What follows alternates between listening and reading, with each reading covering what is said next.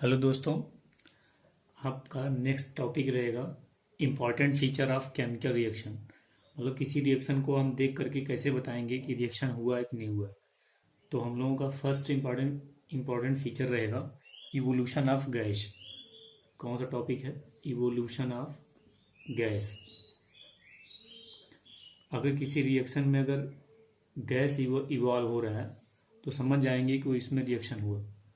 Example के form में देखेंगे, जैसे जिंक हो गया, सॉलिड के रूप में है, और इसको हम एक्वस H2SO4 में अगर डीप करते हैं तो जो मेरा रिएक्शन होता है वो बनता है आपका ZnSO4, और प्लस क्या निकलेगा? हाइड्रोजन गैस निकलता है। तो हम ये बता सकते हैं कि ये रिएक्शन क्या हुआ है। किसी रिएक्शन में इसमें क्या निकला? गैस निकला है। तो आप देख के बता दिए कि रिएक्शन में क्या हुआ। तो रिएक्शन हुआ ये इवोल्यूशन ऑफ गैस के बारे में जान जाएंगे। तो रिएक्शन क्या हुआ? इवोल्यूशन ऑफ गैस हुआ। दूसरा होता है फॉर्मेशन ऑफ प्रेसिपिटेट। फॉर्मेशन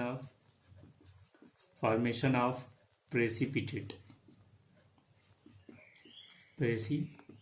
अगर किसी रिएक्शन में प्रेसिपिटेट बनता है तो हम देख करके बता देंगे कि वो रिएक्शन क्या हुआ है। जैसे एग्जाम्पल में देखें, लीड नाइट्रेट और प्लस पोटेशियम आयोडाइड के साथ जब रिएक्शन कराते हैं तो क्या बनता है? लीड आयोडाइड बनता है। क्या बनता है? Lead iodide. और ये प्रेसिपिटेट बनता है। किस कलर का प्रेसिपिटेट बनता है? येलो कलर का। किस कलर का बनता है? येलो कलर का। और प्लस पोटेशियम नाइट्रेट बनता है। क्या बनता है? पोटेशियम नाइट्रेट बनता है। तो ये दूसरा इंफॉर्मेशन बताएगा कि किसी रिएक्शन में अगर पहला इंफॉर्मेशन ये बताएगा कि रिएक्शन में गैस इवॉल्व हो रहा है तो रिएक्शन हो रहा है। अगर प्रेसिपिटेट हो रहा है तो समझ जाइए, प्रेसिपिटेट अगर बन रहा है तो समझ जाइएगा कि वो क्या बनेगा? रिएक्शन हो रहा है। तीसरा आपका बताएगा, तीसरा चेंज इन हीट। अगर हीट में अगर चेंजिंग होता है तो हम समझ जाएंगे कि रिएक्शन क्या हो रहा है? हुआ है। एग्जाम्पल में देखेंगे, जैसे क्विक लाइम हुआ। क्विक लाइम को अगर वाटर में घोलते हैं, वाटर में डिजॉल्व करेंगे तो क्या बनता है? स्लैग लाइम बनेगा, CaOH का होल ट्वाइस, और प्लस क्या बनता है? हीट निकलता है। तो अगर किसी रिएक्शन में इवोल्यूशन ऑफ गैस निकला तो समझ, गैस अगर इवॉल्व हुआ तो समझ आइए रिएक्शन हुआ। अगर प्रेसिपिटेट बन रहा है तो भी रिएक्शन हुआ, और चेंज इन हीट हुआ तो भी क्या हुआ? प्रेसिपिटेट हुआ। चौथा है आपका चेंज इन कलर। अगर रिएक्शन में क्या हो रहा है? कलर में चेंजिंग आ रही है तो समझ आइए क्या हो रहा है? रिएक्शन हो रहा है। तो चेंज इन कलर में जैसे पोटेशियम पर मैग्नेट KMnO4 ये पिंक कलर का होता है। कैसा होता है? पिंक कलर का। और इसका रिएक्शन जब हम ऑक्जेलिक एसिड के साथ कराते हैं तो ये पिंक कलर गायब हो जाता है। ये जो पिंक कलर है वो क्या होता है? कलरलेस हो जाता है। जो पिंक कलर से, ये पिंक कलर जो होता है वो कलरलेस कलर में कन्वर्ट हो जाता है। किस में कन्वर्ट हो जाता है? कलरलेस कलर हो जाएगा। तो हम समझ जाएंगे क्या हुआ? रिएक्शन हुआ। तो ये चार ऐसे इंफॉर्मेटिव चीज हैं कि रिएक्शन को बताएगा कि कौन कौन से रिएक्शन हुआ कि नहीं हुआ। तो इतना समझ जाएंगे कि एक और होता है आपका चेंज इन स्टेट। क्या होता है? चेंज इन स्टेट हम देखेंगे। तो ये चार इंफॉर्मेशन बता दे देगा रिएक्शन हुआ कि नहीं। पहला इवोल्यूशन ऑफ गैस है, दूसरा है फॉर्मेशन ऑफ प्रेसिपिटेट, तीसरा है चेंज इन हीट, और चौथा है आपका चेंज इन कलर है। अगला देखेंगे, अगला जो टॉपिक रहेगा,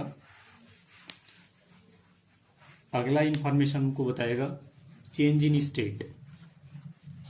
अगला इंफॉर्मेशन जो है वो क्या है? चेंज इन स्टेट बताता है।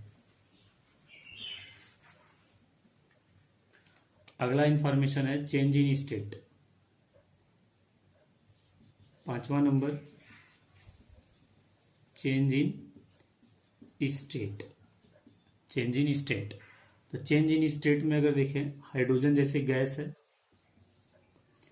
और ऑक्सीजन क्या है, ये भी गैस है, इसका रिएक्शन हुआ क्या बन गया, H2O बन गया है। तो H2O कैसा होता है, लिक्विड होता है।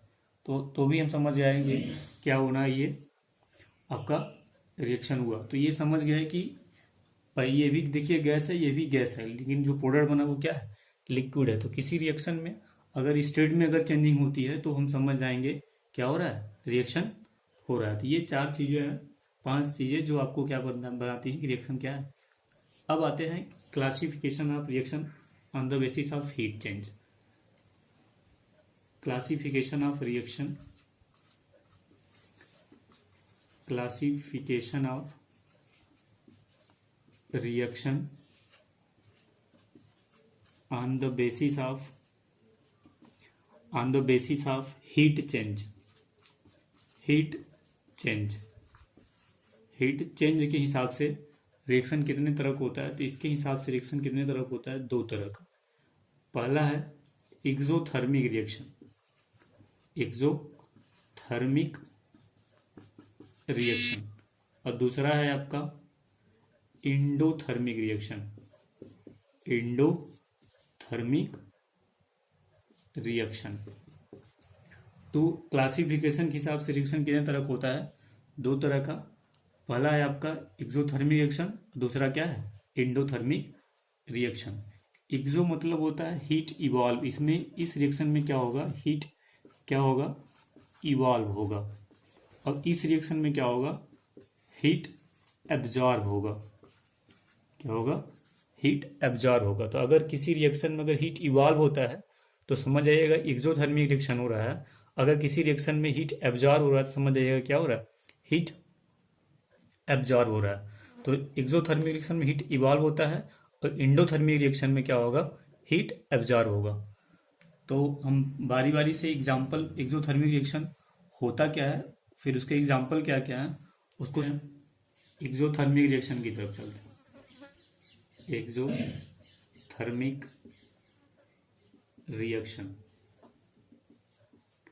एक्सोथर्मिक रिएक्शन देखिएगा। एक्सोथर्मिक रिएक्शन क्या होता है, इस रिएक्शन में हीट क्या होता है, इवॉल्व होता है। मतलब these are the reaction, these are the reaction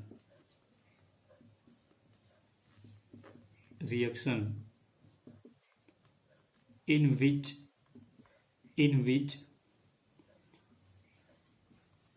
heat is evolved, these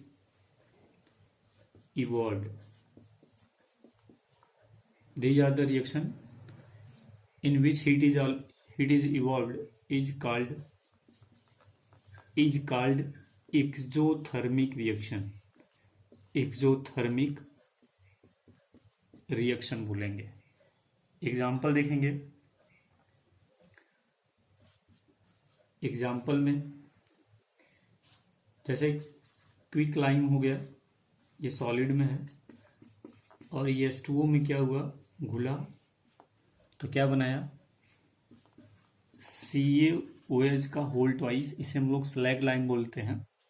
और क्या बन गया, हीट क्या हुआ, निकल गया। तो जिस रिएक्शन में अगर हीट इवॉल्व होता है तो समझ आइएगा क्या हो रहा है, एक्सोथर्मिक रिएक्शन है।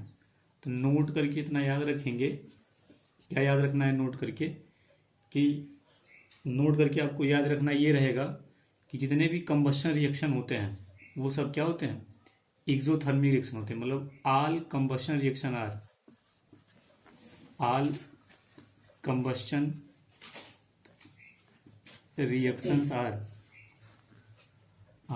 Exothermic reaction, exothermic reaction. जितने भी कंबशन रिएक्शन होते हैं सब क्या होते हैं, एक्सोथर्मिक रिएक्शंस होते हैं। एग्जाम्पल जैसे मेथेन हो गया, मेथेन को क्या करें हम लोग, जलाएं ऑक्सीजन की प्रेजेंस में, यानी बर्न का अगर किया जाएगा तो क्या बनता है, कार्बन डाइऑक्साइड प्लस वाटर निकलता है, प्लस क्या निकलेगा, वाटर निकलेगा, और प्लस क्या निकलता है, हीट निकलता है। तो ये क्या हुआ आपका एक्सोथर्मिक रिएक्शन का क्या है, एग्जाम्पल है। और एग्जाम्पल ले लीजिए, कोक हो गया, कोयला।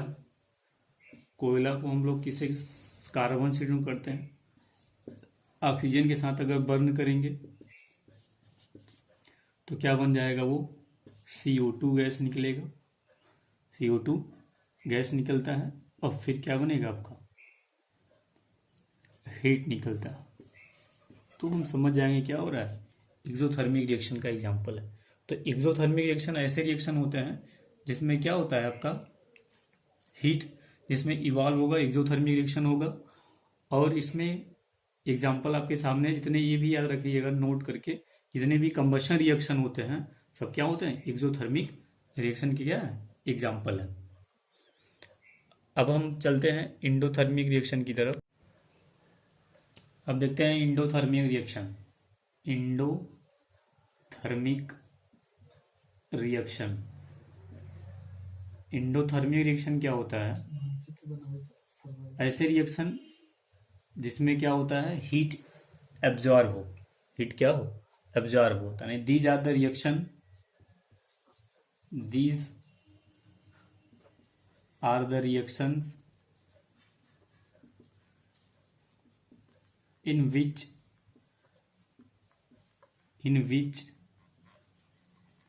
heat is absorbed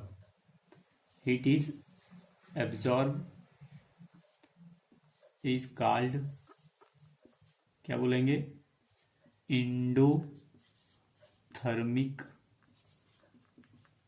reactions. क्या बोलेंगे, इंडोथर्मिक रिएक्शन। एग्जाम्पल के देखेंगे, एग्जाम्पल देखेंगे क्या होता है। जैसे लाइम स्टोन हो गया, कैल्शियम कार्बोनेट को हम लोग लाइम स्टोन बोलते हैं। क्या बोलते हैं, लाइम स्टोन बोलते हैं। इस लाइम स्टोन को क्या करना है, हीट करना है। क्या करना है, हीट कर देंगे तो ये कैल्शियम ऑक्साइड में और प्लस कार्बन डाइऑक्साइड में क्या होता है, टूट जाता है। इसे बोलते हैं हम क्विक लाइम। क्या बोलते हैं, क्विक लाइम बोलते हैं। नोट करके इतना याद रखेंगे, नोट करके जितने भी डीकम्पोजिशन रिएक्शन होते हैं सब इंडोथर्मिक रिएक्शन होते हैं। मतलब all decomposition reaction, all decomposition reactions, all decomposition reactions are endothermic reaction, endothermic reaction. जितने भी डीकम्पोजिशन रिएक्शन होते हैं सब क्या होते हैं, इंडोथर्मिक रिएक्शन होता है। तो इंडोथर्मिक रिएक्शन क्या होता है, जिसमें हीट क्या हो, एब्जॉर्ब होता है, उसे हम लोग क्या बोलते हैं, इंडोथर्मिक रिएक्शन बोलते हैं। एग्जाम्पल जैसे लाइम स्टोन, लाइम स्टोन को हीट किया गया तो क्विक लाइम हो, कार्बन डाइऑक्साइड बना। और जितने भी डीकम्पोजिशन रिएक्शंस होते हैं सब क्या होते हैं, इंडोथर्मिक रिएक्शन होते हैं। देखिएगा नेक्स्ट टॉपिक है आपका, नेक्स्ट टॉपिक है हाउ टू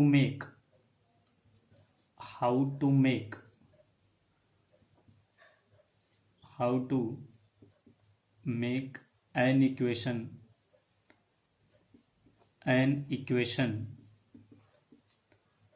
मोर इंफॉर्मेटिव।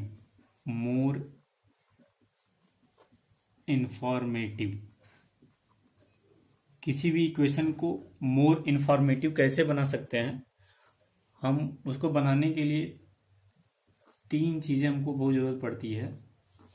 पहला है उसका फिजिकल स्टेट। पहला क्या पता होना चाहिए हमको, उसका फिजिकल स्टेट। दूसरा क्या पता होना चाहिए, हीट चेंज। क्या पता होना चाहिए, हीट चेंज।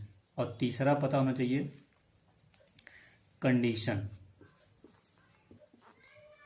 तीसरा क्या होना चाहिए, हीट चेंजेस और कंडीशंस पता होना चाहिए। तो कुछ सिंबल्स हैं और कुछ रिप्रेजेंटेशन है, उसको हमको अगर लर्न रहेगा तो हम रिएक्शन को समझ जाएंगे कितना रिएक्शन क्या इंफॉर्मेटिव है। तो देखेंगे यहाँ पे हम लिख दे रहे हैं सिंबल, सिंबल, और यहाँ पे लिख दे रहे हैं रिप्रेजेंटेशन, रिप्रेजेंटेशन। देखेंगे तो सिंबल में देखेंगे, अगर एस लिखा हो, स्मॉल एस रहेगा, अगर एस लिखा होगा तो समझ जाइए क्या हो रहा है, वो सॉलिड में है। अगर एल लिखा है तो समझिए क्या है, वो लिक्विड में है। अगर स्मॉल जी लिखा हो या ऐसे एरो दिया हो ऊपर साइड में तो समझ जाइए क्या है, वो गैस है। अगर किसी रिएक्शन में ऐसे नीचे साइड एरो दिया हो तो समझ आइएगा वो प्रेसिपिटेट है। क्या है? प्रेसिपिटेट। अगर किसी प्रेसिपिटेट को शॉर्टकट में पीपीटी भी लिखा जाता है। क्या लिखा जाता है? पीपीटी लिखा जाता है। अगर किसी रिएक्शन में ए क्यू लिखा हो, क्या लिखा हो? ए क्यू, समझ आइए क्या वो एक्वस में है। क्या है वो? एक्वस में। अगर किसी रिएक्शन में से ट्रायंगल दिया हो रहेगा, क्या दिया रहेगा? ट्रायंगल, समझिए क्या वो हीट का सिंबल है। ऐसा है, हीट का सिंबल है। तो मतलब किसी रिएक्शन को इंफॉर्मेटिव बनाने के लिए ये चीज़ें हमको क्या है, ज़्यादा जरूरी होती हैं। जैसे स्मॉल एस रहेगा सॉलिड, स्मॉल एल रहेगा तो लिक्विड, स्मॉल जी रहेगा तो गैस या एरो दिया रहेगा, या प्रेसिपिटेट रहेगा तो प्रेसिपिटेट का साइन नीचे की साइड रहेगा, या तो पीपीटी लिखा रहेगा। एक्वस मतलब ए क्यू, और हीट का मतलब ट्रायंगल। ये आपको सिंबल होता है। कुछ एग्जाम्पल लेके समझेंगे, एग्जाम्पल के फॉर्म में देखेंगे। जैसे एग्जाम्पल में लिखा है, जैसे एग्जाम्पल दिया AgNO3, AgNO3, ये क्या है आपका? एक्वस में। इसका रिएक्शन कराया गया किसके साथ? NaCl के साथ। किसके साथ करा दिया गया? NaCl के साथ। और ये आपका AQ है, मतलब ये भी एक्वस में, ये भी एक्वस में। अब रिएक्शन एरो दे दिया, तो रिएक्शन एरो बन गया क्या? AgCl बन गया, और नीचे इस साइड लिख दिया गया, एक एरो नीचे साइड घुमा के लिखा गया। फिर उसके बाद क्या बना है? NaNO3, सोडियम नाइट्रेट बोलते हैं इसे, और ये किस में लिखा है? एक्वस में। किस में लिखा है? एक्वस में। तो ये समझ गया कि AgNO3 क्या एक्वस के फॉर्म में है, ये भी आपका एक्वस में। तो रिएक्शन देख करके हम बता देंगे कि कौन सी किसके फॉर्म में है, तो उसका कंडीशन देख करके हम समझ सकते हैं क्या क्या दिया गया। एक एग्जाम्पल और देख के समझते हैं। एग्जाम्पल नंबर ए, अब एग्जाम्पल नंबर हम क्या लेते हैं? बी। एग्जाम्पल नंबर बी देखते हैं। जैसे मान लीजिए ये CO2 है और प्लस 6H2O, ये किसके फॉर्म में है आपका? CO2 एक्वस के फॉर्म में है। CO2 किसके फॉर्म में है? गैस के फॉर्म में, सॉरी, CO2 गैस होता है, यहाँ पे गैस ले लेंगे। ये क्या है आपका? लिक्विड के फॉर्म में है। अब ये दोनों क्या कर दिए? रिएक्शन हुआ, और रिएक्शन करके क्या बना लिया? ग्लूकोज बना लिया। सनलाइट के प्रेजेंस में, यहाँ पे सनलाइट लिख दिया गया है, यानी फोटोसिंथेसिस का रिएक्शन है। सनलाइट हो गया, क्या बन गया? ग्लूकोज बन गया। C6H12O6 बना, वो किसके फॉर्म में हो गया? ये एक्वस के फॉर्म में हो गया। फिर क्या बन गया? 6O2 निकल गया, वो भी किसके फॉर्म में है आपका? गैस के फॉर्म में। तो ये रिएक्शन को मोर इन्फॉर्मेटिव बना देता है कि रिएक्शन कितना इन्फॉर्मेटिव है। तो ये चीज़ें हमको क्या होनी चाहिए? पता होनी चाहिए। तो समझ जाएंगे कि रिएक्शन कैसे कितना इन्फॉर्मेटिव है। तो ये 3 चीज़ें हमको पता होना चाहिए। उसका हीट चेंज हो रहा है नहीं हो रहा है, फिजिकल स्टेट पता होना चाहिए, कंडीशंस क्या पता होना चाहिए। जैसे इसमें कंडीशन देखिए सनलाइट, हाँ, तो ये आपका मोर इन्फॉर्मेटिव रिएक्शन